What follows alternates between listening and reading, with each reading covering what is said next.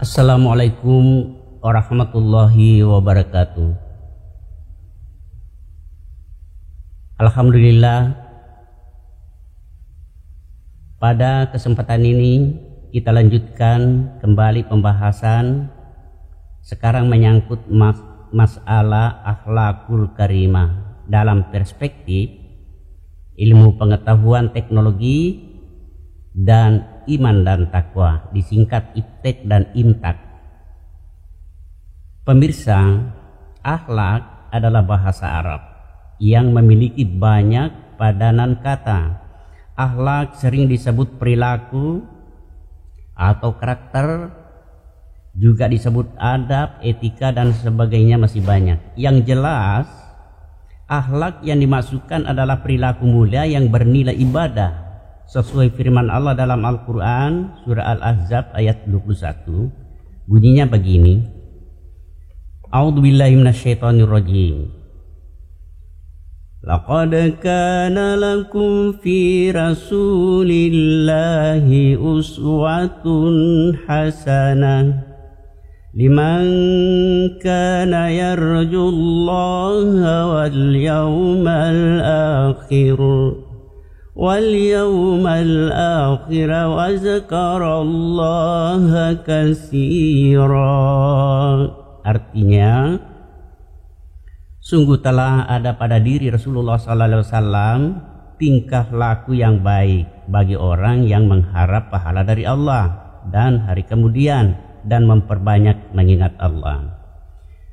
Ikhwanul muslimin rahimahullah, ayat ini adalah salah satu pemberitaan dari Allah tentang perilaku yang ditujukan atas diri Rasulullah SAW sebagai seorang panutan yang harus diteladani oleh seluruh umatnya, bahkan seluruh umat manusia. Nah, di zaman sekarang akhlak ini sudah mulai bergeser sedikit demi sedikit dari patronnya. Kenapa? Karena pengaruh kehidupan modern.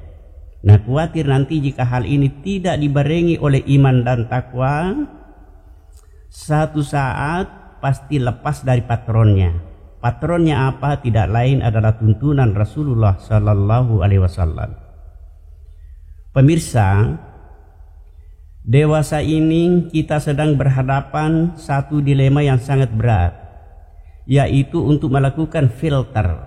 Itu bahasa saya, filterisasi, ya. Artinya saringan terhadap perkembangan IPTEK, khususnya di bidang informasi dan komunikasi. Nah, satu hal yang tidak bisa dipungkiri bahwa kita sekarang sudah menikmati manfaat dari teknologi, di mana semua kegiatan yang kita lakukan dapat diselesaikan secara cepat, rapi, lancar. Ini kenyataan, itu manfaat. Tetapi di sisi lain, kemajuan IPTEK sangat berpengaruh terhadap nilai-nilai akhlak dan moralitas. Ya, ini yang sering kita lupa. Contoh kecil, dalam lingkup keluarga saja sendiri ada keberkahan yang terputus tanpa disadari. Apa itu? Di mana masing-masing isi rumah fokus dengan HP-nya, larut dalam keasikan. Lihat saja, ada yang tertawa, ada yang sedih, ada yang lucu, tidak nyambung satu sama lain. Ini hanya contoh kecil, apalagi yang berdampak di masyarakat. Misalnya, kasus-kasus kejahatan yang banyak terjadi. Ketika ditangkap lalu diperiksa oleh pihak berwajib, ternyata ada modus operandi yang sangat terencana secara sistematis. Ini pengaruh teknologi. Nah, oleh karena itu saya ingatkan bahwa sarana komunikasi yang kita genggam siang malam itu di dalamnya tersimpan dua alternatif, yaitu jalan sesat dan jalan lurus. Nah, ujung-ujungnya jalur surga dan jalur neraka. Nah, untuk menentukan ini dilihat nanti akibat dari penggunaannya. Inilah yang saya maksudkan tadi sebagai persoalan dilema. Ya, ikhwanul muslimin rahimahullah. Oleh karena itu, untuk mengatasi ini seharusnya kita mampu membentengi diri dari dua hal yang sangat esensial, yaitu menguasai iptek dan memperkuat intak. Ya, sudah dijelaskan tadi. Nah, kalau kedua ini diperkuat, tidak mungkin terpedaya dari berbagai propaganda yang menyesatkan. Jadi sekali lagi saya katakan, ambillah tiket melalui jalur surga. Ya, sekarang kan banyak channel-channel Islam. Ya, salah satu di antaranya Hijaz Studio. Saudara-saudara Ikhwanul Muslimin rahimahullah, ada sedikit pengalaman saya, semoga tidak berlebihan ya, maaf. Ketika saya mengikuti pendidikan jurnalistik KNP se-Indonesia Timur, se-intim istilahnya, beberapa tahun silam. Jadi ini saya berbicara masalah lampu ini. Kegiatan itu dimaksudkan untuk mencari faktor penyebab rusaknya moralitas daripada anak-anak kita, khususnya usia remaja. Ada 40 wartawan melakukan wawancara langsung dengan anak daerah cantik yang muda belia. Rata-rata mereka berani berkata jujur. Nah, itulah hasil wawancara yang diseminarkan, sehingga sementara ditemukan 3 penyebab terjadinya kerusakan moral. Apa itu? Yang pertama, faktor ekonomi. Ya. Yang kedua, faktor frustasi. Dan yang ketiga, faktor patah hati. Mari kita lihat pertama. Faktor ekonomi. Ternyata faktor ekonomi yang menduduki peringkat teratas. Remaja-remaja gadis belia secara jujur mengaku ingin membantu keluarga mereka untuk memenuhi kebutuhan hidup.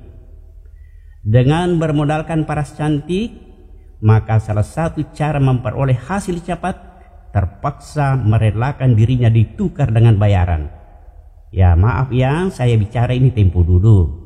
Nah, ada pernyataan yang menarik sekali ketika mereka bercerita bahwa mereka sering dijemput mobil mewah menggunakan kaca gelap, yang terkadang mereka datang layaknya seorang bapak menjemput seorang anak kandung.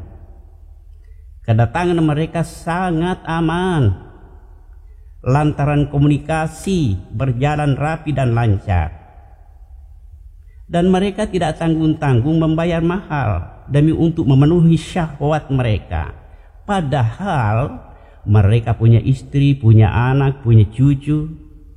Nah, dari sinilah perlunya intak. Inilah perlunya intak. Karena dampaknya bukan hanya kalangan remaja, bahkan sampai kepada orang tua semua bisa hancur. Nah, itulah saya katakan tadi, menghadapi persoalan ini harus ada filterisasi saya antara intak dan iptek. Ingat itu yang pertama. Yang kedua, ranking kedua adalah frustasi. Ini berbeda dengan tadi. Sekarang orang tuanya mampu, bapaknya bisnismen, mamanya seorang wanita karier, sehingga keduanya masing-masing punya kesibukan. Mereka selalu pulang malam tanpa peduli bagaimana keadaan rumah tangga. Itulah kelalaian orang tua membuat anaknya kehilangan sesuatu yang sangat dibutuhkan. Apa itu? Ingin merasakan bagaimana indahnya berkumpul bersama sambil bersanda gurau dalam keluarga dan sebagainya. Ya. Lantaran mereka kecewa, akhirnya memilih jalan mencari kebebasan hidup untuk menghibur diri. Ketika itu datanglah orang jahil pencari mangsa melalui nomor rahasia, cepat, rapi dan lancar. Komunikasi lagi. Mereka datang dengan penampilan ramah dan sopan, padahal dalam hatinya bersaran sejuta iblis. Mereka datang menawarkan bermacam-macam hiburan, berkumpul dengan orang-orang idola masa kini, tiap malam mendengarkan musik sendu sambil menikmati minuman alkohol berkelas Jenever yang cepat beraksi membuat kepala jadi pusing, sehingga saat itulah mereka jatuh ke dalam jurang kenistaan. Sehingga saya katakan tadi bahwa peranan intak tidak boleh dilepas dari perkembangan ilmu pengetahuan dan teknologi. Ingat itu yang kedua ya. Sekarang yang ketiga, ranking ketiga yaitu patah hati. istilahnya broken home. Berangkat dari keterampilan seorang jurnalis, salah satu gadis penghuni kamar, tanda kutip, berterus terang mengakui dirinya sebagai wanita gagal asmara. Ada ceritanya begini ya. Puncak kekecewaan terjadi ketika menerima janji manis dari seorang laki-laki idola yang sudah terpatri dalam hatinya. Bahkan keduanya sudah mengikat janji untuk mengakhiri usia remajanya di atas pelaminan. Ketika itulah hidupnya selalu dihiasi kenangan manis yang selalu ia rasakan. Terkadang menjadi buah mimpi. Bahkan sering melihat dirinya duduk di atas singgasana dikelilingi bertaburan bunga sedang mekar. Indah sekali, saudara. Namun tiba-tiba datang berita bagaikan angin prahara bahwa dirinya harus menelan kenyataan pahit. Mereka tak berdaya. Air mata pun tidak sanggup merubah keputusan orang tua, di mana mereka harus meminang keluarga kerabat dekat. Semua menjadi hampa. Langit cerah jadi mendung, bunga yang mekar jadi layu, dan dunia di sekelilingnya terasa gelap gulita. Sejak itulah hidupnya mulai dilanda kepedihan yang tiada tara. Satu-satunya pilihan untuk mendapatkan padiku lara, yaitu merelakan dirinya jatuh di lembah kehidupan yang hina dina, bergeliman aib dan dosa. Kenapa? Intinya tidak lain adalah karena mereka tidak punya filter mempertahankan imtak dan iptek menghadapi dunia modern.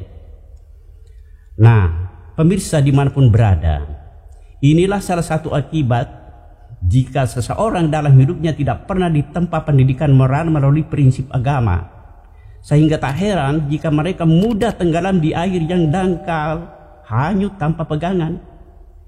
Berbeda dengan anak yang selalu termotivasi dengan nilai-nilai agama. Ibaratnya sebuah gunung yang berdiri tegar, tidak akan meleleh karena panas, tidak akan membeku karena salju, tidak akan bergeser karena hempasan badai. Yakin seyakin-yakinnya bahwa segala yang terjadi di atas dunia ini tidak lain adalah atas kehendak Allah semata. Innallaha ala kulli syai'in qadir. Sadaqallah. Terima kasih, jazakallah khairan katsiran. Nasrun minallahi wa fathun qarib wa basyiril mu'minin. Assalamualaikum warahmatullahi wabarakatuh.